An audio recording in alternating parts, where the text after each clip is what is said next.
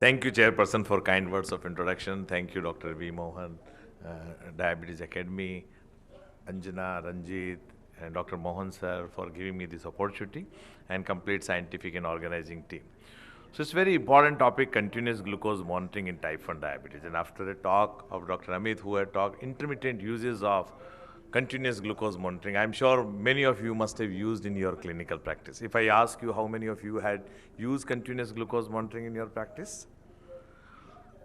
So here I am talking not intermittent, I am talking of continuously using the glucose monitoring. And we all know before 100 years, insulin was discovered and it has really changed. And I think second most important discovery after insulin in type 1 diabetes is a continuous glucose monitoring. We have insulin pump and now we have preventive therapy also, but this is a very, very important discovery in management of type 1 diabetes. Many of us, we believe that we don't have many type 1 in our country. This is what the data is. We have highest number of type 1 below the age of 19. And we have every year 24,000 people with type 1 diabetes below the age of 19 are added in this list. So, I mean, this is what the number of type 1 diabetes in our country are very, very high. We are number one in the world as far as new people who are joining this, and below the age of 19, we are the highest number of people with type 1 diabetes in the world. Still, we have very, very suboptimal care. DCCT, I'm sure all of you must have, this paper is multiple time you must have talked about, but hypoglycemia is a major challenge for getting a tight control for type 1 diabetes. And that's the reason most of our patients have HbA1c of around 8.5 to 9. This is what the level when we try to have less hypoglycemia and still we are not able to get the HbA1c of less than 7. And one of the reason is that they are not monitoring themselves. This is very important and interesting paper from Germany. What they are talking of, that if your person is taking around 2 to 4, and this is what, if someone is taking 2 to 4 injection in a day after monitoring, probably his HbA1c is somewhere around here, 8.7 to plus minus 1.9. And this is what the most of Indian doctors would not like to give their patients more than 4 times in a day. They are not checking their sugar more than 3 times, 4 times, 6 times. This is what, if you check your patient sugar around 5 to 7 times and simultaneously trying to treat them with 5 to 7 shots of a insulin, bolus shots, you may have achieved around 7.8 plus minus 1.2. So this is what is required for a type 1 if we want to keep HbA1c less than 7.5 and some patients even less than 7 also. So if you cannot measure it, you cannot improve it. So simple that if you measure it, you will take action. If you take action, you will able to improve the care for type 1 diabetes. If your patient, I mean, this is many times our patients are doing 4 times sugars, and this is what recommended that every time they should do pre-meals. So pre-breakfast, pre-lunch, pre-dinner, pre-evening snacks, some of your patient might be doing it, and they say that my sugar is relatively well controlled, and you find that actually HbA1c is coming more than 8.5 or 9. This is the real scenario in our country in type 1 diabetes, and this is what we do. But if you put the patient on continuous glucose monitoring, you will find actually they are doing 4 or 5 times in a day. Most of the reports are coming in this range, but in between actually they are getting hypoglycemia, in between they are also getting hyperglycemia. So this is very common. They may get midnight hypoglycemia, they get pre-lunch hypoglycemia, they may get post-lunch hyperglycemia. So a continuous glucose monitoring is going to give you the complete information. It's not like a just to monitor randomly. It's like taking a photograph and taking a videography will say a lot of differences. That's what we can do with continuous glucose monitoring. So do we have evidence? I had shown you the DCCT trial in 1983. The DCCT had shown severe hypo 62 per 100 patients here. And what was the baseline HbA1c? Was 9, and they could achieve around 7.2. This is what mean A1C. But in continuous glucose monitoring after 25 years, they have done the data in 2008, and the data had shown the risk of hypoglycemia from 62 per 100 patients here had come down from 20 per 100 patients here. And what was the baseline? Baseline was already very good, 7.6. And now further they could control, and with the baseline of HbA1c of 7.1. So I mean, a continuous glucose monitoring had helped these patients and with less number of hypoglycemia, and this is what we want for our type 1 diabetes patient. Other data, this is a one paper of GOLD 3 study with lower the risk. If I just compare with self-monitoring of blood glucose, to increase the understanding of CGM effect on hypoglycemia in persons with type 1 diabetes who are treated with multiple daily insulin injection. So participants who were on CGM therapy were having less time in hypoglycemia, and they were, in compared to the conventional therapy of using SMBG, they were having less risk of hypoglycemia and well-being and quality of life. This is one more paper of a silver study which is talking of beneficial of long-term HbA1c control with the patient's treatment satisfaction, again with continuous glucose monitoring versus SMBG. Same patients were switched over from SMBG to CGM and CGM to SMBG, and they tried to find out the risk of hypoglycemia and improving the quality of life. Here 141 patients were already who were completing gold trial were continued in silver study, and 107 patients who were continued and they had shown this data. This is one more paper of diamond study with a better glycemic efficacy and CGM with versus the usual care. What is the usual care? Is a self-monitoring of blood glucose. Mostly it's 3-4 times in a day. We asked and recommend it should be 6 or 7 times. Try to get the graph, but many of the time they don't get. And there is a significant reduction in A1C with lesser duration of hypoglycemia in patient with continuous glucose monitoring. Then this is in 2017. The continuous glucose monitoring, there was a consensus from all over the world that yes, CGM should be used for all type 1, for all insulin deficient people. This was along with ETTD. It was in Paris in 2017. I was one of the experts from all over the world. You can see who is who in the field of technology were there. And I was one of the experts, and we had come out with the consensus, which was published in December in Diabetes Care. And then after 2017, it had become a standard of care in Western world, whether it is a US or whether it is a Canada, where the reimbursement market, Germany and UK had started putting all the people with insulin deficiency and all type 1 on a continuous glucose monitoring. And this is what, after this paper, which was in 2017, it was published, and 18, 19. Again in 19, we have come back, and with all those experts who had come out with a idea of putting continuous glucose monitoring. So if you have a continuous glucose monitoring, then what's the need for A1C? We should have some different criteria, because A1C does not give you all the measurement of hypo and hyperglycemia. So this is what time in range. And again, I was part of it in 2019. Internationally, almost all the association from all over the world had endorsed this paper, and it had become a standard of care for type 1 diabetes. So in type 1 diabetes, now I will not be looking for A1C. It's time in range, that how much time they remain between 70 to 180, and ideally they should be more than 70% of the time. They should be between 70 to 180. It is not acceptable if their sugar goes less than 70 for more than 5%. You have to change the therapy.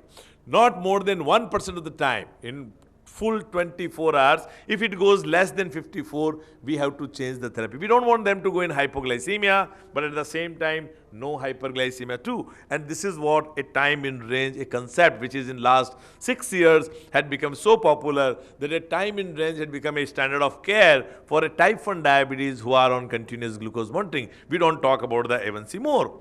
Now, when you are putting the people on continuous glucose monitoring, particularly type 1 diabetes, is no 2 days are like. The person with diabetes, they experience multiple challenges every day. There are 42 factors which can affect blood glucose level. So it's not just your food, maybe emotions, maybe stress, maybe multiple other factors. And the same patient who is put on a continuous glucose monitoring, you find more difficult to treat this type of patient if middle of the night, 2 different days their sugar are different. So now you can't change anything. I mean, for these type of changes, still if you continuously monitoring, you keep on checking your sugar and keep on correction the dose, or by taking the food, something whatever you do, here you can still manage. But this is very, very difficult, because this is like midnight, 12 to 8 a.m. Person has to monitor. One day sugar is so high, other day it is hypo. So there are multiple blood glucose variables which are there even in day and night time both, and insulin need may be different also. So standalone CGM can definitely help, but still it becomes very difficult sometimes, because even after taking timely actions, when it is needed. Sometimes it becomes extremely difficult for a person with diabetes to manage their sugar level between 70 to 180. I give you one more example. One of our patients on 4 different days, middle night, one day it was in hyperglycemia, other days you can see the sugar low, and some day it is low and then high. So, you may have different varieties of continuous glucose monitoring a person with type 1 diabetes, and that possibility is there. In daytime, if you are doing it multiple time, you are correcting, this may be reduced, but still there may be a lot of variability too. CGM in type 1 diabetes, this was a flash UK randomized controlled trial to show the significant clinical outcome in 6 months. And as I told you, in 2017 when CGM had become the standard of care, UK NHS has decided to give all people with type 1 diabetes on a continuous glucose monitoring, and then they were put all even insulin deficient also on continuous glucose monitoring, and they have done their own data to show that there is a significant improvement. This is with the use of Freestyle Libre, which they had shown 0.8% in decrease, and there was an increase in time in range, which was 45%. I mean, these were the people who are having the time in range, which is expected is more than 70%. They were able to achieve 52.1%. So that's what the improvement with continuous glucose monitoring. Now, using CGM will really create benefit. Yes, immediate benefit will be there, that if you have a high glucose or low glucose, you can take the action at that point of time immediately. And that's one of the biggest example. You can put the alarm also. If you're a young child or you wanted that more than 250, it should give you the alarm. Less than 70, it should give the alarm. That is benefit. You can have long-term benefit. Using the trends, you can understand that where the actually trend is going. Like this particular patient, probably the post-lunch sugar is getting down. Occasionally it may go up, but also you can see here the midnight completely the sugar is remaining high. So long-term trend also can be decided, and accordingly you can change completely therapy if person comes back to you with the report. This is one landmark paper by Juvenile Diabetic Research Foundation with CGM randomized controlled trial. Look back at the accumulated evidence which was published long back. At that time the CGM was not the standard of care. They were the first one to talk about in 2012 that yes, it is going to give a lot of benefit, and then you can see in last 10 years a lot of paper with continuous glucose monitoring and a time in range, a concept had come. This is one paper which was published in 2016, the effect of CGM in adults with type 1 diabetes, the diamond trial which I had shown, and they had shown that how it is beneficial for people with type 1 diabetes. Now, adoption of continuous glucose monitoring, when they have done so many trials, they had tried to show that it can reduce the complication, reduce the risk of hypoglycemia, reduce the risk of hospitalization. So the policy people, they have taken that CGM should become a part of standard of care. UK had taken in NHS after 2017. Australia, all those reimbursed market, they allowed continuous glucose monitoring as a standard of care for type 1 diabetes. Unluckily, in India, it is not there. And for that, we are working very hard from the organization that this should be a standard of care. Now, no more a self-monitoring of blood glucose. For a type 1 diabetes, for a guideline to write, if we will not able to write a guideline, how primary care physician is going to use it, how it will be reimbursed, how the government will put it. So we have to be very proactive and to use it, that even the access remain limited. We have mostly out of pocket. We will have to pay from it. We have to learn, and we have to put more and more people with type 1 diabetes on continuous glucose monitoring. Still, it is used mainly by urban population, those who are going at a tertiary care center. But something which we can do for India to use continuous glucose monitoring for more and more patients, and that's the only way how we can improve the care for type 1 diabetes. There are guidelines. So SPAD is an international society. It's an international society for pediatric and adolescent adolescent diabetes. In 2022, they had put their guideline. In ADA, from 2019 onward, if you see, and up to 2025, the CGM is a standard of care. I mean, should be for all type 1 diabetes. AS had put that it should be used for standard of care and therapeutic management, not only for type 1, for type 2 also. That's what.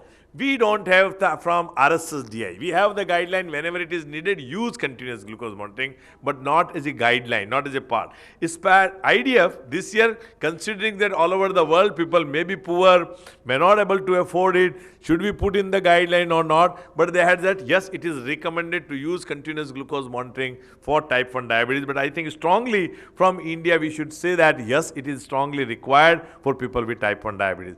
This was one paper with me and Manoj has written, along with Jyoti and many more experts, including Ranjit and few people from across the country. There is a recommendation for using continuous glucose monitoring, and we should use CGM for our even type 1 and type 2 diabetic patients. Being a IDF Southeast Asia chair, this was a paper we have written when Dr. Shaukat Sadikot was there in 2017, that there are challenges for managing type 1 diabetes. And India have unique challenges? No, we have similar challenges in our neighboring countries also. But India is the fastest growing economy. We are the third largest economy. I think we should change first. If we start adopting the newer technology, I'm sure the technology uses in our Asian countries will further improve. What's the benefit? It will improve glycemic control, fewer hypo, data-driven insulin adjustment, better quality of life for patient and caregiver, helpful in school, sports and sleep situation, easier management for young children, real-time alerts for reduced caregiver anxiety, remote monitoring option and empowerment and education opportunity for families also. So continuous glucose monitoring gives a lot of benefits to type 1 diabetes. Even Amit had talked, there is no reason why a type 2 diabetes should not use it. And I have used it multiple times for myself. Even I am a pre-diabetic. My A1C is remaining less than 6, but still I had used it and seen that multiple times there are peaks, and I am sure if some of you must have tried it, it is good for lifestyle modification. And the same thing for the type 1 diabetes who is using insulin multiple times. They can check, they can reduce the risk of hypoglycemia and adjust the insulin dose, but we have to empower them, we have to educate them. Just seeing a report of 250 is nothing going to improve unless you take the action for it. If we have this data, if someone is on a continuous glucose monitoring, are we sure that they are going to achieve their time in range more than 70% of the time? That's not true, actually speaking. This is the average. Even I have hundreds of patients to whom I have put on continuous glucose monitoring. I am this time in ATTD, we are going to show our own data because it was Life for Child. They have supported us to use for 100 patients a continuous glucose monitoring. But this is what the international data. Even if you have a best of best CGM and using with MDI or with even pump, older pump, you may not able to achieve time in range more than 50%. We have seen, but I am going to show you some of my patient data, and that's what the reason that continuous glucose monitoring alone is not enough. In 2021, they had gone back to UK NHS and tried to see that are their patients are getting benefit of putting them all on continuous glucose monitoring, and they found that no, it is still only 30% of the patients are achieving tight control. Still 70% of the patients are not getting tight control. Yes, risk of hypoglycemia reduced significantly, and they have to think something else. This is what the UK model NHS, even below the age of 4 years, they want to put everyone on a continuous glucose monitoring. This is what they do.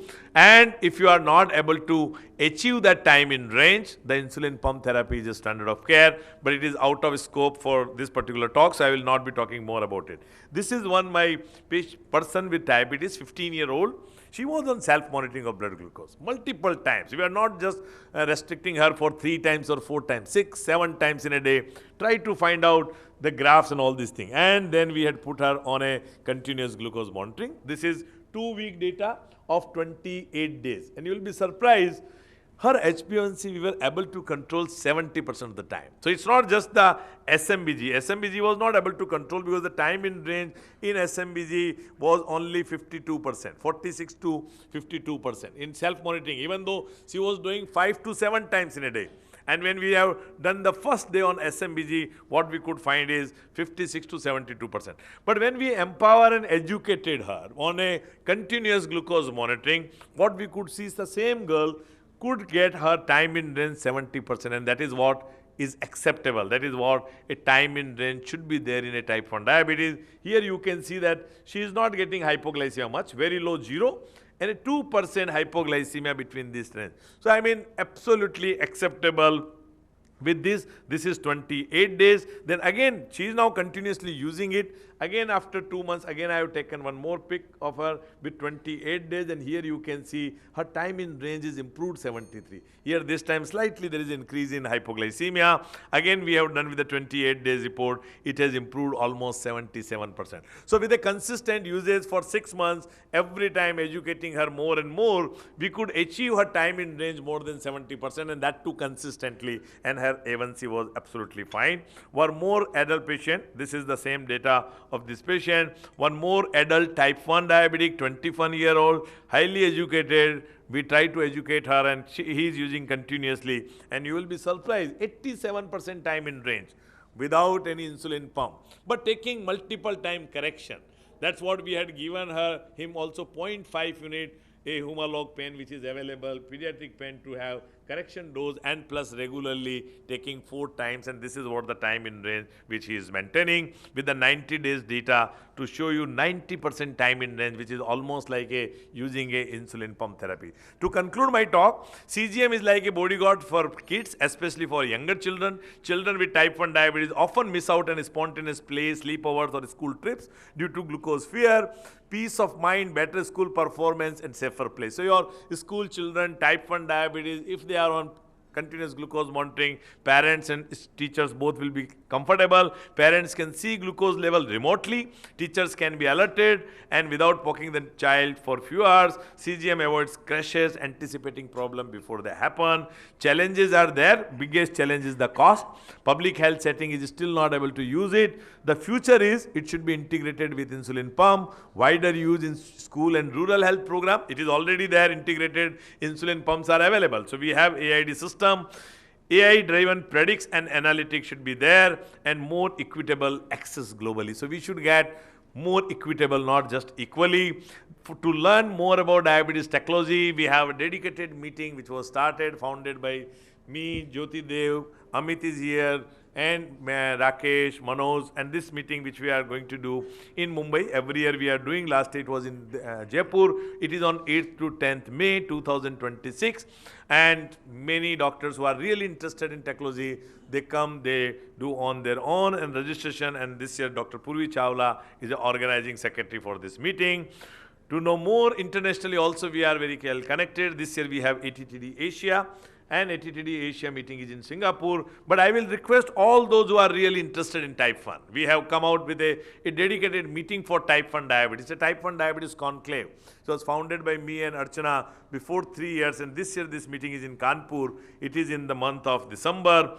So please join for improving care for type 1 in India for our children to whom we are talking about the continuous glucose monitoring. With this, thank you once again. Thank you to organizer for giving me this opportunity, and thank you, Chairperson. Wow. Thank you.